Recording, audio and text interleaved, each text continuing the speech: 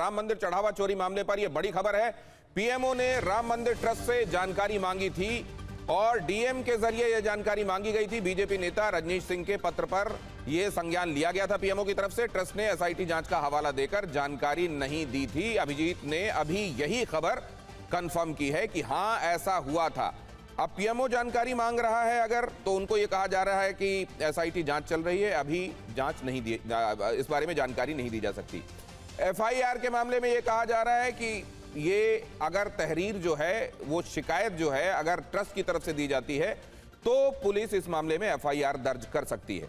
इस्तीफों के बारे में ये कि ये चल तो रहा है अंदर, लेकिन इस्तीफा हुआ है, होगा कि नहीं होगा, इसको लेकर कभी कोई स्थापित खबर अभी सामने नहीं आई है। ऐसे में मैं विक्रम सिंह साहब के पास जाना चाहता हूं। विक्रम सिंह साहब, क्या इसके बाद भी एक जो बात कही जाती है कि बीएनएस की धारा 173 है, जो अभी पहले सीआरपीसी की धारा 154 थी, जिसके तहत सुओ मोटो भी रजिस्टर की जा सकती है एफआईआर, क्या इतना सब होने के बाद भी अभी इस अधिकार का उपयोग नहीं किया जा सकता क्या?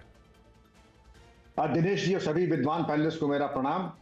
देखिए, हम लोग बहुत दिन से कदाचित 13 जून से गोल गोल घूम रहे हैं और किसी में इतना नैतिक साहस नहीं है कि एफआईआर का, जैसे आपने कहा, वो लोकल पुलिस भी कर सकती है, कोई कर सकता है, एक कांस्टेबल भी कर सकता है, लेकिन हम नहीं कर रहे क्योंकि हमारे अंदर कुछ अनिवार्यताएं हैं। यहीं पर जब रामलला का प्रागट्य हुआ था तो एक कांस्टेबल ने एफआईआर लिखाई थी 1949 में, एक कांस्टेबल जो मुद्दा ये उस केस का। और आज हम देख रहे हैं, जब तक एसआईटी के लोग बड़े ईमानदार और निष्कलंक और निष्पाप हो, वो सब परम पूज्य है, उनके चरणों में मेरा बारंबार प्रणाम निवेदन है। लेकिन अगर खलतमल्त हुआ है, चोरी आपकी नाक के नीचे हुई है, तो जिम्मेदारी भी आपकी है और उसके कॉन्सिक्वेंसेज और परिणाम भोगने के लिए तैयार रहिए। और जितना आपकी एसआईटी बनने में आज तक विलंब हुआ, आपने प्रारंभिक संबोधन में स्पष्ट किया था, साक्ष्य को मिटाने में, माल को इधर उधर करने में, लोगों को हमवार करने में, गवाहों को हॉस्टाइल पक्षधो कराने में, ये सब कुछ संभव था। अब तक तो बहुत कुछ हो चुका होगा, लेकिन हम अगर गंभीर होते तो पहले दिन हम प्रथम सूचना पंजीकृत कराते। तो ये जो कहा जा रहा है कि इससे कोई बहुत फर्क नहीं पड़ता, अगर सप्लीमेंट्री बाद में ऐसा होता कि एफआईआर लिखी जाती और एफआईआर अज्ञात लोगों के खिलाफ लिखी जाती तो सप्लीमेंट्री चार्जशीट दाखिल करनी पड़ती, इत्यादि इत्यादि, ये सब जो बातें कही जा रही हैं सर, मतलब इसका यह है कि अगर शुरुआत में ही एफआईआर के बाद ये जांच इनिशिएट हुई होती तो जांच करने वाली समिति के पास सर्च सीजर वाले अधिकार होते और ये स्थितियां नहीं बनती जो अभी हैं। आपने मौलिक प्रश्न कर दिया। एसआईटी के पास सर्च सीजर के अधिकार नहीं है, नार्को एनालिसिस, पॉलीग्राफ टेस्ट के अधिकार नहीं है, साइंटिफिक एड्स टू इन्वेस्टिगेशन लगाने के अधिकार नहीं है। आपने दरअसल किस परिस्थितियों में एसआईटी दाखिल की? हमारे, आप क्या ये बताइए, लाखों केसेस देश में कायम होते हैं, क्या सबके पहले एसआईटी लागू होती है? कहां पर आप जांच करने का अधिकार है, ये बीएनएस पे स्पष्ट किया है। और उसके बारे में रीजनेबल टाइम आपका 24 घंटे हो सकता था, मान लिया, लेकिन 24 का जिस वक्त 25वां घंटा लगा, आप मान चले आपने प्रकरण के साथ अन्याय किया, आपने वो कर दिया जो आरोपी थे उनको लाभ मिला।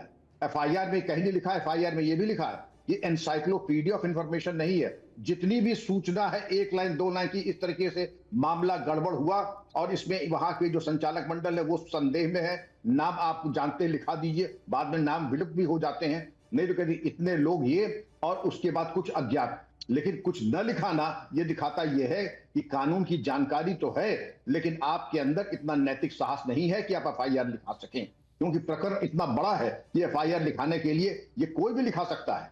आपने बिल्कुल कहा, सुओ मोटो थाना अध्यक्ष लिखा सकता था, कुछ नहीं तो वहां के जो अधिकारी हैं वो लिखा सकते थे। लेकिन अगर हमने एसआईटी बनाई है तो मैं समझता हूं कि मामले को लंबा खींचने में इसका और कोई अभिप्राय नहीं। ये बहुत बड़ी बात विक्रम सिंह साहब की तरफ से कही जा रही है कि सुओ मोटो भी एफआईआर लिखाई जा सकती थी, कोई भी एफआईआर इसमें लिखा सकता था, लेकिन ऐसा लग रहा है कि इस मामले को डील करते हुए जिस नैतिक साहस की आवश्यकता है वो नहीं दिखाई दे रहा है और इसीलिए इसको डिले और डाइल्यूट करने के लिए एसआईटी इस तरीके से बनाकर और जांच की शुरुआत की गई। अब मेरे साथ 2 स्टेक होल्डर्स ऐसे हैं और सबसे पहले मैंने एक पॉलिटिकल राय इसलिए ली है, डीजीपी रहे हैं जो उत्तर प्रदेश के, उनसे इसलिए बात की है ताकि कोई पॉलिटिकल ब्लेम गेम चल रहा है इसका आरोप ना लगे।